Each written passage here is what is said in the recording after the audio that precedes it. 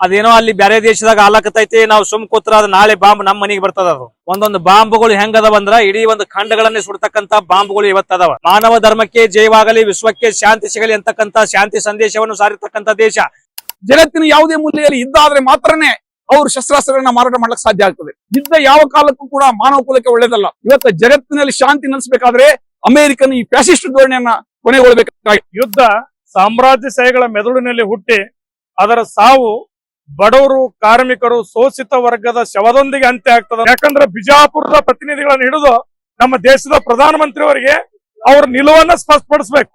ಈ ಕಡೆನ ಆ ಕಡೆನ ಯುದ್ಧ ಬೇಕಾ ಶಾಂತಿ ಬೇಕಾ? ಈ ಕೂಡಲೇ ಯುದ್ಧವನ್ನು ನಿಲ್ಲಿಸಬೇಕಂತ ನಮ್ಮ ಯುವಕರ ಪರವಾಗಿ ನಾನು ಇವತ್ತ ಕೇಳ್ಕೊತಾ ಇದ್ದೀನಿ. ಇವತ್ತೇನು ಕೆಲವು ರಾಷ್ಟ್ರಗಳು ಈ ವಿಶ್ವಸಂಸ್ಥೆಯನ್ನ ಹತೋಟಿಯಲ್ಲಿ ಇಟ್ಟುಕೊಂಡಿರ್ತಕ್ಕಂತ ಕೆಲವು ರಾಷ್ಟ್ರಗಳು ಏನು ದುಷ್ಟ ನೀತಿಯನ್ನ, ಈ ಜಗತ್ತು ನಮ್ಮ ಅಧೀನದಲ್ಲಿ ಇರಬೇಕಂತಕ್ಕಂತ ಏನು ಅಮೆರಿಕನ್ನ ದುಷ್ಟ ನೀತಿ ಐತಲ್ಲ, ಈ ದುಷ್ಟ ನೀತಿಗೆ ಬೆಂಬಲಿಸ್ತಕ್ಕಂತ ಇಸ್ರೇಲ ಮತ್ತು ಅಮೆರಿಕದ ಅಧ್ಯಕ್ಷ ಡೊನಾಲ್ಡ್ ಟ್ರಂಪ್ ಇವತ್ತು ಜಗತ್ತಿನಲ್ಲಿ ಒಂದು ಅಶಾಂತಿಯ ವಾತಾವರಣವನ್ನು ಸೃಷ್ಟಿ ಮಾಡುವ ಮೂಲಕ ಅಘೋಷಿತವಾಗಿ 3ನೇ ಮಹಾಯುದ್ಧವನ್ನು ಏನು ಇವರು ಘೋಷಣೆ ಮಾಡ್ಲಿಕ್ಕೆ ಹೊಂಟಿದ್ದಾರೆ. ಇದು ಜಗತ್ತಿಗೆ ಒಂದು ಅತ್ಯಂತ ಒಂದು ಕರಾಳ ದಿನವಾಗ್ಯದ. ಇವತ್ತೇನ್ ನಾವು ಅದೇನೋ ಅಲ್ಲಿ ಬೇರೆ ದೇಶದಾಗ ಆಲಕತೈತಿ, ನಾವು ಸುಮ್ ಕೂತ್ರ ಅದು ನಾಳೆ ಬಾಂಬ್ ನಮ್ಮ ಮನೆಗೆ ಬರ್ತದ. ಅದು ಒಂದೊಂದು ಬಾಂಬ್ಗಳು ಹೆಂಗದವ ಅಂದ್ರ ಇಡೀ ಒಂದು ಖಂಡಗಳನ್ನೇ ಸುಡ್ತಕ್ಕಂತ ಬಾಂಬ್ಗಳು ಇವತ್ತದವ. ಬರೇ ಒಂದು ಖಂಡ ಇವತ್ತು ಬರೇ ಮನೆಗಳನ್ನು ಸುಡಂಗಿಲ್ಲ, ಇದು ಸುಡಂಗಿಲ್ಲ, ಇಡೀ ಒಂದು ಪರಂಪರೆಯನ್ನು ಸುಡ್ತೈತಿ. ಮುಂದೆ ಯಾವುದೋ ಇಲ್ಲಿ ಜೀವಿಗಳು ಹುಟ್ಟಲಿಕ್ಕೆ ಕಷ್ಟ ಸಾಧ್ಯ ಐತಿ. ಇವತ್ತು ಪ್ರತಿಯೊಬ್ಬರು ಭಾರತ ಇರಬಹುದು ಮತ್ತು ನಮ್ಮ ದೇಶದ ಏನು ಅತ್ಯುನ್ನತ ನಾಯಕರದಲ್ಲ, ಎಲ್ಲಾ ಪಕ್ಷಗಳ ನಾಯಕರು, ಸರ್ವ ಪಕ್ಷಗಳ ನಾಯಕರು ಏನದಲ್ಲ, ಇದು ಜಗತ್ತಿಗೆ ಒಂದು ಇವತ್ತು ಸಂದೇಶವನ್ನು ಕೊಡಬೇಕಾಗ್ಯದ. ಇವತ್ತು ನಮ್ಮ ದೇಶ ಶರಣರು, ಸಂತರು, ಸೂಫಿಗಳು, ಮಹಾತ್ಮರು ಹುಟ್ಟಿರ್ತಕ್ಕಂಥ ದೇಶ. ಮಾನವ ಧರ್ಮಕ್ಕೆ ಜಯವಾಗಲಿ, ವಿಶ್ವಕ್ಕೆ ಶಾಂತಿ ಸಿಗಲಿ ಅಂತಕ್ಕಂತ ಶಾಂತಿ ಸಂದೇಶವನ್ನು ಸಾರಿರ್ತಕ್ಕಂಥ ದೇಶ. ಈ ದೇಶದಿಂದ ನರೇಂದ್ರ ಮೋದಿ ಅವರೇನು ಇವತ್ತು ನೀವು ವಿಶ್ವ ನಾಯಕರಂತ ಏನು ಪಟ್ಟ ಕಟ್ಕೊಂಡು ತಿರುಗಾಡಕತ್ತಿರಲ್ಲ, ನಾವು ಹಾಕಿದ ಹುಟ್ಟಿನ ಮೇಲೆ ನೀವು ವಿಶ್ವ ನಾಯಕರು ಒಂದು ವೇಳೆ ಅನ್ಸ್ಕೋಬೇಕಾದ್ರ ಇವತ್ತು ಜಗತ್ತಿನಲ್ಲಿ ಏನು ಅಶಾಂತಿ ವಾತಾವರಣ ಸೃಷ್ಟಿಯಾಗ್ಯದಲ್ಲ, ಈ ಅಶಾಂತಿ ವಾತಾವರಣಕ್ಕೆ ನಮ್ಮ ಭಾರತದಿಂದ ಅದನ್ನ ವಿರೋಧ ಮಾಡಬೇಕು. ಮತ್ತು ಇವತ್ತೇನು ಯುದ್ಧ ಪೀಡಿತ ದೇಶ ಇರಾನ್ ದೇಶ ಇರುತ್ತಲ್ಲ, ಇರಾನ್ ದೇಶದೊಂದಿಗೆ ನಾವು ಆರ್ಥಿಕವಾಗಿ ಅದಕ್ಕೆ ಬೆಂಬಲವನ್ನು ನಾವು ಸೂಚಿಸಬೇಕಾಗ್ಯದ. ಮತ್ತು ಇಸ್ರೇಲ್ ಮತ್ತು ಅಮೆರಿಕದ ಯುದ್ಧದ ನೀತಿಯನ್ನ ನಾವನ್ನು ವಿರೋಧ ಮಾಡಬೇಕಾಗ್ಯದ. ಅದನ್ನ ಮಾಡ್ಬೇಕಂತೇಳಿ ನಾವು ಈ ದೇಶದ ಪ್ರಧಾನಮಂತ್ರಿಗಳಲ್ಲಿ ಮತ್ತು ಎಲ್ಲಾ ಪಕ್ಷದ ಮುಖಂಡಗಳಲ್ಲಿ ನಾವು ಇದನ್ನು ಒತ್ತಾಯನ ಮಾಡ್ತಾ ಇದ್ದೇವೆ. ಲಾಯಪ್ಪ ಇಂಗ್ಳೆ, ಸಾಹಿತಿಗಳು, ವಿಜಯಪುರ. ಜಗತ್ತಿನ ಯಾವುದೇ ಮೂಲೆಯಲ್ಲಿ ಯುದ್ಧ ಆದ್ರೆ ಮಾತ್ರನೇ ಅವರು ಶಸ್ತ್ರಾಸ್ತ್ರಗಳನ್ನ ಮಾರಾಟ ಮಾಡ್ಲಿಕ್ಕೆ ಸಾಧ್ಯ ಆಗ್ತದೆ. ಅಂತ ಅಮೆರಿಕ ಧೋರಣೆ ಏನಿದೆ ಅದನ್ನ ಇವತ್ತ ಜಾಗತಿಕವಾಗಿ ಖಂಡಿಸಲೇಬೇಕಾಗಿದೆ. ನಾವು ಇವತ್ತ ಜಗತ್ತಿನ ಎಲ್ಲ ಶಾಂತಿ ಪ್ರಿಯರಿಗೆ ಕರೆ ಕೊಡ್ತಾ ಇದೀವಿ. ಯುದ್ಧ ಯಾವ ಕಾಲಕ್ಕೂ ಕೂಡ ಮಾನವ ಕುಲಕ್ಕೆ ಒಳ್ಳೇದಲ್ಲ. ನಾವು 1ನೇ ಮಹಾಯುದ್ಧವನ್ನು ನೋಡಿದೀವಿ, 2ನೇ ಮಹಾಯುದ್ಧವನ್ನು ನೋಡಿದೀವಿ. 2ನೇ ಮಹಾಯುದ್ಧದಲ್ಲಿ ಕೂಡ ಹಿಟ್ಲರ್ ಪೈಶಾಚಿಕ ಕೃತ್ಯವನ್ನ ಎಸಗಿದ, ಫ್ಯಾಸಿಸ್ಟ್ ಧೋರಣೆಯನ್ನು ಅನುಸರಿಸಿದ. ಅದರ ವಿರುದ್ಧ ರಷ್ಯಾದ ಮಹಾನ್ ನಾಯಕ ಸ್ಟಾಲಿನ್ ಅವರು ಹೋರಾಟವನ್ನು ಕಟ್ಟಿದ್ರು, ಯುದ್ಧವನ್ನು ಮಾಡಿದ್ರು. ಸುಮಾರು 5 ಕೋಟಿ ಜನ ಸತ್ತರು 2ನೇ ಮಹಾಯುದ್ಧದಲ್ಲಿ.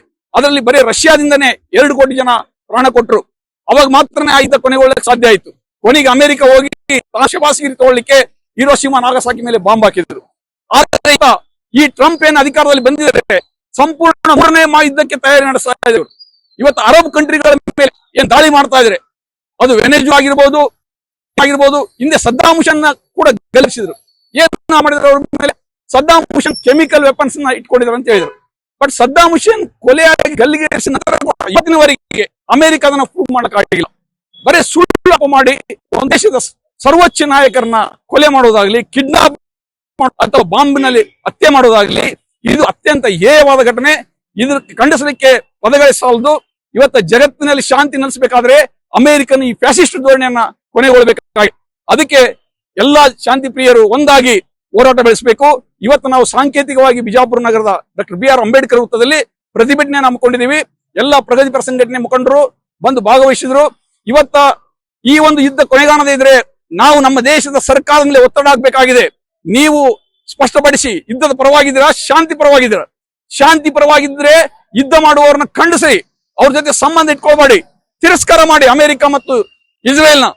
ನಿಮ್ಗೆ ಶಾಂತಿ ಬೇಕಾದ್ರೆ ಇಲ್ಲ, ನೀವು ಯುದ್ಧ ಪರವಾಗಿದ್ರೆ ನೇರವಾಗಿ ಹೇಳಿ ಭಾರತದ ಜನಗಳಿಗೆ, ನಾವು ಅಮೆರಿಕದ ಪರವಾಗಿದ್ವಿ, ಇಸ್ರೇಲ್ ಪರವಾಗಿದ್ವಿ, ಯುದ್ಧದ ಪರವಾಗಿದ್ವಿ, ಅಮಾಯಕರನ್ನ ಕೊಲೆ ಮಾಡ್ತೀವಿ ಅಂತ ಹೇಳಿ ನೀವು ಬೇಕಿದ್ರೆ ಅದನ್ನ ಜನ ಒಪ್ಕೊಳ್ಳಿ, ನೋಡೋಣ. ಇದನ್ನ ನಾವು ನಮ್ಮ ದೇಶದ ಪ್ರಧಾನಮಂತ್ರಿಗಳು ಕೂಡ ನಾವು ಕೇಳ್ತಾ ಇದೀವಿ. ಯಾವ ಕಾರಣಕ್ಕೂ ಕೂಡ ಅಮೆರಿಕ ಅಧ್ಯಕ್ಷ ಟ್ರಂಪ್ ಆಗ್ಲಿ ನೇತ್ಯಾನ ಜೊತೆ ಸಂಬಂಧ ಇಟ್ಕೊಳ್ಬಾರ್ದು, ಎಲ್ಲಾ ವ್ಯವಹಾರಗಳನ್ನ ಬಹಿಷ್ಕಾರ ಮಾಡಬೇಕು ಇಂಡಿಯಾ ಅಂತ ಹೇಳ್ಬಿಟ್ಟು ನಾವು ಇವತ್ತು ಕರೆ ಕೊಡ್ತಾ ಇದೀವಿ. ಸ್ನೇಹಿತರೆ, ಬಿ ಭಗವಾನ್ ರೆಡ್ಡಿ, ಎಸ್ ವಿಷಯ ಕಮ್ಯುನಿಸ್ಟ್ ಪಕ್ಷದ ಜಿಲ್ಲಾ ಕಾರ್ಯದರ್ಶಿ. ಓರ್ವ ಮಹಾನ್ ಸಾಹಿತಿಗಳು ಹೇಳುವಾಗೇನೆ ಯುದ್ಧ ಸಾಮ್ರಾಜ್ಯಶಾಹಿಗಳ ಮೆದುಳಿನಲ್ಲಿ ಹುಟ್ಟಿ ಅದರ ಸಾವು ಬಡವರು, ಕಾರ್ಮಿಕರು, ಶೋಷಿತ ವರ್ಗದ ಶವದೊಂದಿಗೆ ಅಂತ್ಯ ಆಗ್ತದ ಅನ್ನೋ ರೀತಿಯೊಳಗ ಅಮೆರಿಕ ಕಳೆದ 3 ತಿಂಗಳಿಂದ ಅಮೆರಿಕನ ಮೂಲ ಗುಣ, ಹುಟ್ಟು ಗುಣನೇ ಬಡ ರಾಷ್ಟ್ರಗಳ ಮೇಲೆ ದಾಳಿ ಮಾಡ್ತಕ್ಕಂಥದ್ದು, ತನ್ನ ಮಾತನ್ನ ಕೇಳದೆ ಇರ್ತಕ್ಕಂಥವ್ರ ಮೇಲೆ ಅಥವಾ ತನ್ನ ಆರ್ಥಿಕ ನಿಲುವುಗಳಿಗೆ ಒಪ್ಕೊಳ್ಳದೆ ಇರ್ತಕ್ಕಂಥವ್ರ ಮೇಲೆ ನಿರಂತರ ದಾಳಿ ಮಾಡೋದು ಹುಟ್ಟು ಗುಣ. ಆದ್ರೆ ಕಳೆದ 3 ತಿಂಗಳಿಂದ ವೆನಿಜುವೆಲ್ ಮೇಲಾಗ್ಲಿ ಬೇರೆ ಬೇರೆ ರಾಷ್ಟ್ರಗಳ ಮೇಲೆ ಬಹಳ ತೀವ್ರವಾದಂತ ದಾಳಿ ಮಾಡ್ತಾ ಇದಾರ. ಏನು ಕಳೆದ 3 ದಿನಗಳ ದಾಳಿ ನಡೆದದ, ಇದನ್ನ ನಾವು ಬಹಳ ತೀವ್ರವಾಗಿ ವಿರೋಧಿಸ್ತೇವೆ. ಇಡೀ ದೇಶದಾದ್ಯಂತ ಇವತ್ತಿನ ಯುವ ಸಮುದಾಯ ಅಂತಾರಾಷ್ಟ್ರೀಯ ನಿಲುವುಗಳು, ಅಂತಾರಾಷ್ಟ್ರೀಯ ಮಟ್ಟದ ವೈಚಾರಿಕ ವಿಚಾರಗಳನ್ನ ತಿಳ್ಕೊಳ್ಳೋದು ಈ ಗಳಿಗೆ ಅವಶ್ಯಕತೆ ಅದ. ಯಾಕಂದ್ರೆ ಬಿಜಾಪುರದ ಪ್ರತಿನಿಧಿಗಳನ್ನ ಹಿಡಿದು ನಮ್ಮ ದೇಶದ ಪ್ರಧಾನಮಂತ್ರಿಯವರಿಗೆ ಅವ್ರ ನಿಲುವನ್ನ ಸ್ಪಷ್ಟಪಡಿಸಬೇಕು. ಈ ಕಡೆನ ಆ ಕಡೆನ ಯುದ್ಧ ಬೇಕಾ ಶಾಂತಿ ಬೇಕಾ, ಇದ್ರ ಬಗ್ಗೆ ಬಹಳ ಸ್ಪಷ್ಟವಾದಂತ ನಿಲುವು ವ್ಯಕ್ತಪಡಿಸಬೇಕು ಅಂತೇಳಿ ನಾವು ಕೇಳ್ತೇವೆ. ಮುಂಬರುವ ದಿನಗಳಲ್ಲಿ ಯುದ್ಧ ನಿಲ್ಲಿಸದಿದ್ರ ಯುವಜನ ಸಮುದಾಯದಲ್ಲಿ ಈ ಯುದ್ಧದ ಪರಿಣಾಮ, ಯುದ್ಧದ ಮಹತ್ವ, ಯುದ್ಧದ ಅನಿವಾರ್ಯತೆ ಇದ್ರ ಕುರಿತು ನಾವು ಒಂದು ಅವೇರ್ನೆಸ್ ಮಾಡ್ಬೇಕಂತ ಅವಶ್ಯಕತೆ ಅದ. ನನ್ನ ಹೆಸರು ಸಿದ್ಲಿಂಗ್ ಬಾಗೇವಾಡಿ, ಬಿಜಾಪುರ. ಅಮೆರಿಕ ದೇಶವು ಇವತ್ತ ಬೇರೆ ದೇಶಗಳ ಮೇಲೆ ಏನು ಒಂದು ಹಿಡಿತ ಸಾಧಿಸೋಗೋಸ್ಕರ ಏನು ಯುದ್ಧ ಮಾಡ್ತಾ ಇದಾರ. ಇದರಿಂದ ಇವತ್ತ ಒಂದು ಮಾನವ ಕುಲಕ್ಕೆ ಇವತ್ತ ಸಾಕಷ್ಟು ಹಾನಿ ಆಗ್ತೈತಿ.